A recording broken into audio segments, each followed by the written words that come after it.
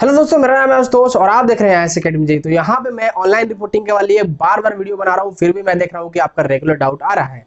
तो मैंने सोचा वन लास्ट टाइम राउंड 3 का जो प्रोसीज्योर है, राउंड 3 के बाद आपका अलॉटमेंट लेटर आने के बाद जो प्रोसीज्योर है वो मैं पूरा डिस्कस कर दूंगा इस वीडियो में। ठीक है, कि ऑनलाइन रिपोर्टिंग कैसे करना है, फी पेमेंट कैसे करना है, फी पेमेंट कब करना है, ठीक है, क्या क्या क्राइटेरिया है, सब कुछ मैं डिस्कस करूंगा। ठीक है, तो इस वीडियो को आप कहीं भी स्किप मत कीजिएगा।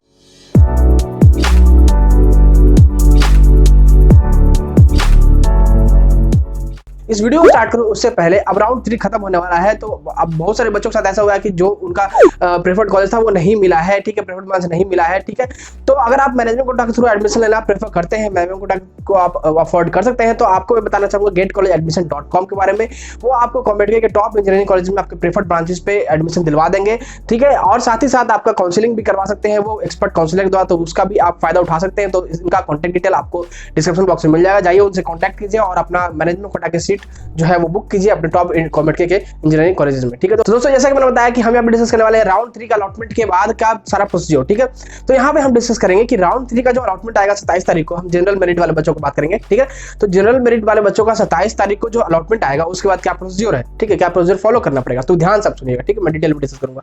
तो 27 तारीख को आपको अलॉटमेंट आएगा और डिसीजन मेकिंग फी पेमेंट जो है वो आपको 27 तारीख को ही करना है। ठीक है, 27 तारीख को ही 6 बजे तक टाइम दिया गया है, उस दिन आपको करना है डिसीजन मेकिंग और फी पेमेंट भी। मान लीजिए आप डिसीजन लेते हैं कि एक्सेप्टेंस फ्रीज मुझे करना है, हम पहले चलते हैं एक्सेप्टेंस फ्रीज। ठीक है, तो एक्सेप्टेंस फ्रीज जब आप करिएगा तो आपके पास तो सिर्फ एक ऑप्शन है सीट। यहाँ पे तो राउंड 3 के बाद कोई एक अभी तक तो अब कोई और अगला राउंड का अनाउंसमेंट हुआ नहीं है, तो आपके पास एक ही ऑप्शन है अगर आपको सीट बुक करना है तो एक्सेप्टेंस फ्रीज का। ठीक है, तो अगर आप एक्सेप्टेंस फ्रीज करते हैं तो आपको फी पेमेंट करना पड़ेगा 50,000। ठीक है, अब वो 50,000 कैसे पे करना है, तो या तो आप अपने क्रेडिट कार्ड से पे कर सकते हैं, डेबिट कार्ड से पे कर सकते हैं, नेट बैंकिंग के थ्रू पे कर सकते हैं। ठीक है, तो नेट बैंकिंग के थ्रू मैं आपको रिकमेंड करूंगा कि आप जो है अपना डेबिट कार्ड, बहुत सारे डेबिट कार्ड में तो नहीं हो पाता है, लिमिट होता है। ठीक है, 25,000 का, ठीक है, 50,000 का, बट यहाँ पे आपको एक्स्ट्रा चार्ज लगता है, जीएसटी ये सब, तो वो जोड़ के लगभग से लगभग आपको 50,000 तो लगेंगे ही, साथ में एक्स्ट्रा आपको 100-200 के एक्स्ट्रा अप्रॉक्स आपको लग जाएगा। ठीक है, तो उस केस में जो 50,000 का जो लिमिट होता है कार्ड का, उसके कारण पेमेंट नहीं हो पाता है। तो आपको मैं रिकमेंड करूंगा कि क्रेडिट कार्ड अगर आपके पास है या फिर आपके किसी रिलेटिव के पास है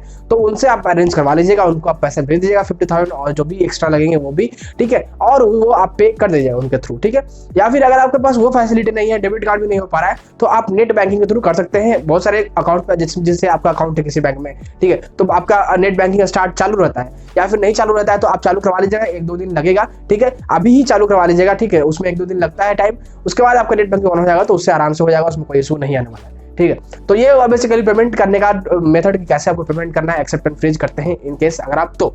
ठीक है, अब देखिए एक्सेप्टेंस फ्रीज का क्या क्या ऑप्शन है। मान लीजिए आपने राउंड 2 में रिजेक्ट एंड अपग्रेड किया है। ठीक है, तो अगर आपने रिजेक्ट एंड अपग्रेड किया है तो आपके पास ऑप्शन है रिजेक्ट एंड विड्रॉ का भी। यहाँ पे या तो आप एक्सेप्टेंस फ्रीज कीजिएगा या तो आप रिजेक्ट एंड विड्रॉ कीजिएगा। मान लीजिए राउंड 1 राउंड 2 में कोई कॉलेज आपको नहीं मिला है तो आपका भी पास भी ऑप्शन है, आप डरिएगा मत, आपके पास भी ऑप्शन है रिजेक्ट एंड विड्रॉ का। ठीक है, एक्सेप्ट एंड अपग्रेड यहाँ पे ऑप्शन है क्योंकि ये लास्ट राउंड है। ठीक है, तो ये ऑब्वियस सी बात है कि यहाँ पे एक्सेप्ट एंड अपग्रेड का ऑप्शन नहीं होगा। ठीक है, तो यही हुआ एक्सेप्टेंस फ्रीज करने के बाद पेमेंट करने का मेथड, जो कि आपको 27 को ही करना है। अब जो आपको दिया गया है ऑनलाइन रिपोर्टिंग का डेट वो 27 से 29 तक का दिया गया है, 2 दिन 3 दिन दिए गए हैं आपको रिपोर्टिंग करने के लिए, ऑनलाइन रिपोर्टिंग। यहाँ पे आप ध्यान दीजिए कि रिपोर्टिंग जो है वो ऑनलाइन ही है, मतलब जो एडमिशन होगा वो ऑनलाइन ही है। एडमिशन बहुत ही कम केसेस में, बहुत ही कम कॉलेजेस में जो है वो लोग ऑफलाइन बुला रहे हैं एडमिशन के लिए, रिपोर्टिंग के लिए। जैसे कि आरबी कॉलेज ऑफ इंजीनियरिंग है, वो आपको ऑफलाइन बुला रहे हैं एडमिशन के लिए, रिपोर्टिंग के लिए। ठीक है, बाकी सारे जितने भी मुझे पता चला है सारी कॉलेज में आपको ऑनलाइन रिपोर्टिंग हो रहा है। ठीक है, अब किस केस में आपको ऑफलाइन जाना है वो मैं बताता हूँ अभी। ठीक है, तो आप देखिए, अब मैं डिस्कस कर सबसे पहले कि ऑनलाइन रिपोर्टिंग यार कैसे करना है, इस बात को ध्यान सुनिएगा। ठीक है, जैसे देखिए आपको कोई कॉलेज अलॉट हो जाता है, मान लीजिए मुझे दयानंद सागर कॉलेज अलॉट हो गया। ठीक है, वो अलॉट हो गया, उसके बाद मैंने एक्सेप्टेंस फ्रीज करके पेमेंट कर दी 50,000। अब 50,000 आप जब पे कर देते हैं, एक्सेप्टेंस फ्रीज करते हैं, तो आपके पास जो है अलॉटमेंट लेटर और आपका फी रिसिप्ट आ जाता है कॉम्पिटिटिव के लॉगिन आईडी में आपके। ठीक है, वहां पे आप देखिए ऊपर में, तो ऊपर में आपको आ जाएगा अलॉटमेंट लेटर और आपका जो फ्री रिसिप्ट है जो आपने पे की है वो भी आ जाएगा। ठीक है, तो उन दोनों को आप डाउनलोड कर लीजिएगा, प्रिंट कर लीजिएगा, हो सकता है तो, नहीं तो प्रिंट नहीं कीजिएगा तो आपका पीडीएफ रहेगा। ठीक है, उस पीडीएफ को, उन दोनों पीडीएफ को आपको मेल करना है। ठीक है, अब जैसे दयानंद सागर मुझे मिला तो दयानंद सागर का मैं मेल आईडी उठाऊंगा और मेल में जाऊंगा, वहां मैं लिखूंगा कि I have got a seat in your college, tell me the further procedure to follow for online reporting. ये आप लिख के उसमें आप फ्री रिसिप्ट अटैच कर दीजिएगा, फ्री रिसिप्ट वाला पीडीएफ, और वहां पर अलॉटमेंट लेटर वाला पीडीएफ भी अटैच कर दीजिएगा। और उसको आप भेज दीजिएगा, ठीक है। ये तो पहला मेथड हुआ। और उधर से आपको कुछ घंटे बाद रिप्लाई आ जाएगा कि ये प्रोसीजर आपको फॉलो करना है। मैं प्रोसीजर भी डिस्कस कर दूंगा, ठीक है। मैंने लास्ट वीडियो में भी डिस्कस किया था, इसमें भी डिस्कस कर दूंगा, ठीक है। ये प्रोसीजर फॉलो करना है। अब मान लीजिए आपको मेल नहीं करना है, मेल नहीं करने का झंझट नहीं उठाना चाहते, तो आपके पास ये भी ऑप्शन है कि आप डायरेक्ट कॉल कर लीजिएगा कॉलेज में। दयानंद सर मुझे मिला है तो दयानंद सर का मैं कॉन्टैक्ट आईडी कॉन्टैक्ट नंबर कहीं से ढूंढ लूंगा, उनका वेबसाइट से या फिर कहीं से भी, ठीक है। या फिर वेब कॉमेडी के साइट पे भी मिल जाएगा आपको, बहुत सारे कॉलेजेस के फोन नंबर और उनके ईमेल आईडी भी मिल जाएंगे, ठीक है। तो मैं कॉन्टैक्ट नंबर उठाऊंगा और उस पर कॉन्टैक्ट करूंगा कि मेरा सीट हुआ है, इसमें मैंने एक्सेप्टेंस फेज किया आपके कॉलेज में, आगे का प्रोसीजर क्या क्या फॉलो करना है, तो वो सारा कुछ आपको बता देंगे, ठीक है। सब कुछ डिटेल में बता देंगे, उस प्रोसीजर को आपको फॉलो करना पड़ेगा, ठीक है। तो ये दो मेथड हुआ, या तो आप मेल कीजिएगा या तो आप कॉन्टैक्ट कर लीजिएगा, कॉल कर लीजिएगा, ठीक है। अब प्रोसीजर क्या क्या फॉलो करना होता है नॉर्मली, जो बेसिकली सभी कॉलेजेस में लगभग जो फॉलो करने किया जा रहा है, ठीक है, फॉलो करवाया जा रहा है बच्चों से, ठीक है। तो आपको क्या होगा कि आपको वो बोलेंगे कि उनके वेबसाइट पे एक फॉर्म है कॉमेडी के लिए स्पेशली बनाया गया है इस बार, क्योंकि ऑनलाइन रिपोर्टिंग हो रहा है इसलिए। तो उस फॉर्म को आपको फिलअप करना है। फॉर्म फिलअप करने के बाद आपको पेमेंट करने हैं। पेमेंट क्या करना है वो मैं आगे डिस्कस करूंगा, ठीक है। तो बेसिकली फॉर्म फिलअप करना है, फॉर्म फिलअप कर लीजिएगा, उसको पेमेंट कर लीजिएगा, उसके बाद आपको हो जाएगा ऑनलाइन रिपोर्टिंग। उसके बाद का प्रोसीजर मैं आगे डिस्कस करूंगा। पेमेंट का मैं डिस्कस करता हूं। देखिए पेमेंट बहुत सारे बच्चे पूछ रहे हैं कि क्या पूरा फर्स्ट ईयर का जो फी है ट्यूशन फी वो एक साथ जमा करना है या सेमेस्टर बाय जमा करना है। तो मैं आपको क्लियर कर दूं, ये जो फर्स्ट ईयर का जो फी है वो आपको फर्स्ट ईयर का ट्यूशन फी वो आपको शुरू में ही पे करना होगा एडमिशन के टाइम पे ही, ठीक है। ये इस बात को आप लेकर क्लियर रहेगा। बट आपके पास ये ऑप्शन है, आप जैसे मैंने बहुत सारे बच्चों से सुना है कि उन्होंने कॉलेज में बात किया, उन्होंने बोला कि मुझे प्रॉब्लम है, अभी मैं पूरा फी पे नहीं कर पाऊंगा, तो मेरे पास क्या क्या कुछ रिलैक्सेशन दे दीजिए। तो आपको रिलैक्सेशन देते हैं कि आप इतना पैसा पहले जमा कर दीजिए, उसके बाद आपको एक महीने के अंदर 15 दिन के अंदर बाकी के पैसे पे कर लीजिएगा। तो आपके पास ऑप्शन है, ठीक है। इनकेस आपके पास ये नहीं हो पा रहा है, मान लीजिए फर्स्ट ईयर का ट्यूशन फी आप नहीं पे कर पा रहे हैं, पूरे उतने आप अफोर्डेबल नहीं है, उतने अफोर्ड नहीं कर पा रहे हैं आप, ठीक है।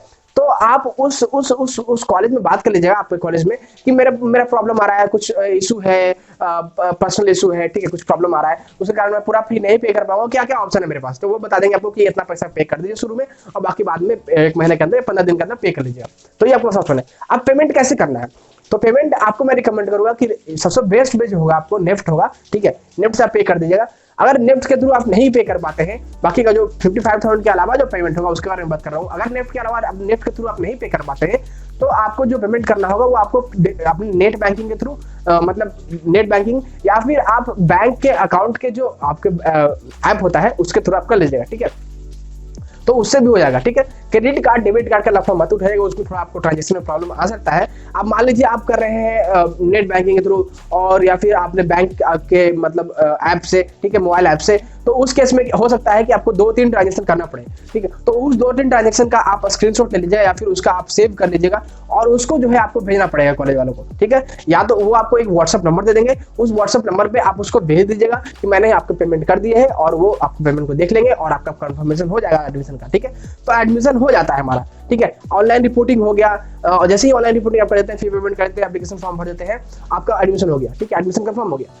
अब जो डॉक्यूमेंट के लिए है, डॉक्यूमेंट के लिए आपको जाना पड़ेगा, इस बात को लेकर आप क्लियर रहेगा, डॉक्यूमेंट के लिए जाना पड़ जाएगा, ठीक है। बहुत सारे कॉलेज बुला रहे हैं, 15 जनवरी तक बुला रहे हैं, 1 जनवरी तक बुला रहे हैं, 31 दिसंबर तक बुला रहे हैं, ठीक है। वो डिपेंड करता है कॉलेज पे। आप बात कर लीजिए कब तक आपके पास टाइम है। आप बोलिएगा कि मैं नॉर्थ इंडिया से हूँ, मैं यूपी से हूँ, मैं बिहार से हूँ, मैं झारखंड से हूँ, मेरे पास टाइम है, मुझे टाइम चाहिए, टिकट करना होगा, आना जाना होगा, टाइम चाहिए, तो आप बता दें कि इतने दिन का टाइम है, इस डेट तक आप आके जमा कर दीजिए डॉक्यूमेंट, और वो भी आपको ओरिजिनल जमा करना पड़ेगा। एक ऑप्शन और है आपके पास, वो आपको कुरियर से भी आप भेज सकते हैं, ठीक है।